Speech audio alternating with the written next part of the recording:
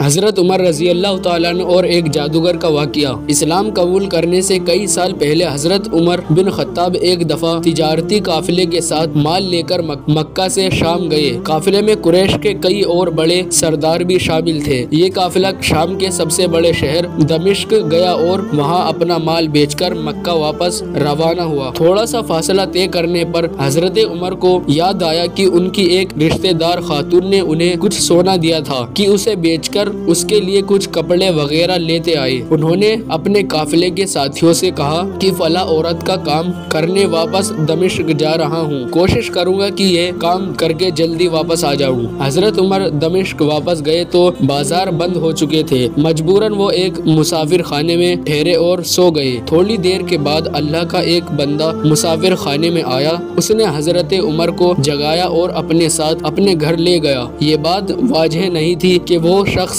हजरत उमर को पहले से जानता था या उनके वालिद खत्ताब से उनकी वाकफियत जान पहचान थी। उन्होंने हजरत उमर बड़ी खातिर मदारत की। खाना खाकर तो वो सो गए और उनका मेजबान रात भर इबादत करता रहा। सुबह को हजरत उमर बेदार हुए तो उनके मेजबान ने कहा कि अकेले बाजार मत जाना, बाजार में लुटेरे अक्सर मुसाफिरों को लूटते रहते हैं, मेरे साथ चलना। यह कहकर वो सो गया क्योंकि रात भर जाग रहा था। हजरत उमर ने उसे जगाना मुसीबत नहीं समझा और अकेले ही बाजार चले गए। अभी बाजार खुला भी नहीं था, वो बाजार खुलने का इंतजार करने लगे। कुछ देर के बाद एक ईसाई पादरी अपने नौकरों के साथ आया और हजरत उमर की तरफ इशारा करके अपने नौकरों को हुक्म दिया कि इस शख्स को पकड़ लो, ये गिरजे का काम बहुत अच्छी तरह से कर लेगा। उस जमाने में हजरत उमर बड़े तनोमंद पहलवान थे। पादरी के नौकरों ने उनको पकड़ लिया और एक पुराने गिरजे में ले गए। पादरी ने उनको एक हथौड़ा दिया और उनको गिरजे की एक दीवार तोड़ने पर लगा दिया। ऐसा मालूम होता था कि वो इस जगह पर एक नया गिरजा बनवाना चाहता था।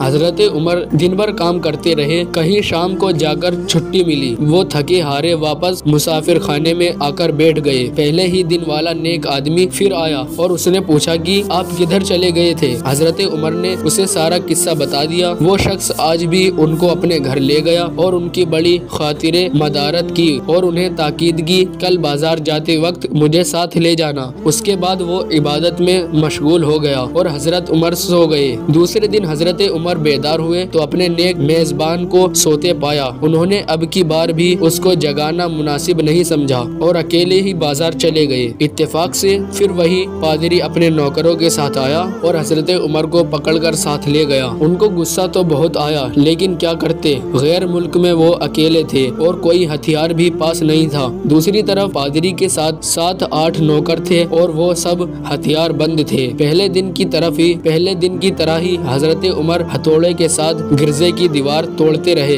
जब धूप तेज हुई तो पादरी और उसके नौकर उन्हें काम में मशगूल देखकर चले गए और हजरत उमर दीवार के साये में दम लेने के लिए बैठ गए। इतने में वो पादरी घोड़े पर सवार चुपके से आया और हजरत उमर के सर पे जरब मार लगाई और कहा कि हम सब घर गए तो तूने काम ही छोड़ दिया। अब हजरत उमर को सबर की ताब ना रही। उन्होंने इधर उधर नजर दौड़ाई, हर तरफ सन्नाटा था। उन्होंने पादरी को घोड़े से खींचकर नीचे कर लिया और उसके सर पर हथौड़े मारना शुरू कर दिया। वो बहुत चीखा चिल्लाया, लेकिन उसकी मदद के लिए कोई न पहुंचा। हजरत उमर ने टूटी हुई दीवार का एक भारी टुकड़ा उठाकर उसके सर पे दे मारा। वो पहले ही जख्मी था, अब उसने दम दे दिया। उसको मरते देखकर हजरत उमर तेजी से भाग खड़े हुए और जिस रास्ते से दमिश्क आए थे वो रास्ता छोड़कर एक दूसरे रास्ते पर चल पड़े। शहर से काफी दूर उन्हें एक खच्चर पर सवार रूमी मिला जो रूम से ताल्लुक रखता था। वो उनके साथ चलने लगा। वो कुछ बातें करने लगा, लेकिन ना हजरत उमर उनकी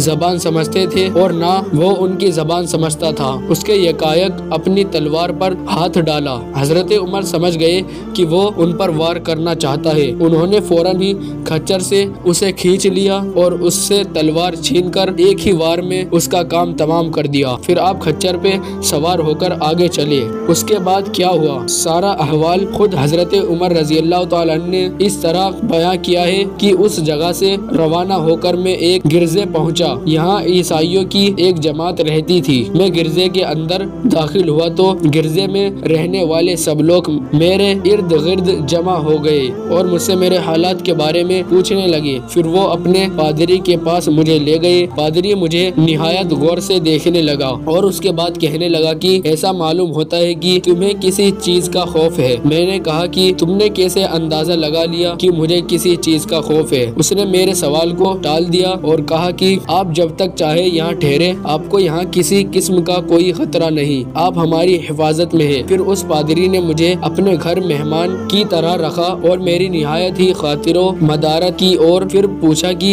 आप कौन है। मैंने उसे बताया कि मैं मक्के का रहने वाला हूँ और कबीलाए कुरैश से ताल्लुक रखता हूँ। तिजारती काफिले के साथ शाम आया था। तिजारत का माल बेचने के बाद एक जरूरी काम के लिए मुझे अपने काफिले से जुदा होकर वापस दमिश्क जाना पड़ा। अब मैं अपने वतन वापस जा रहा हूँ और रास्ता भटक कर यहाँ आ निकला हूँ। पादरी मुझे गौर से देखता रहा और बार बार तरह तरह के सवाल करता रहा। मैंने उसके यहाँ निहायत ही आराम से रात बसर की। सुबह को आके पूछा कि आपका इरादा यहाँ ठहरने का है या आगे जाने का। मैंने कहा कि अब मैं आपसे रुखसत होना चाहता हूँ। दोस्तों, इस वाक़ये का दूसरा पार्ट देखने के लिए हमारे चैनल को सब्सक्राइब करें।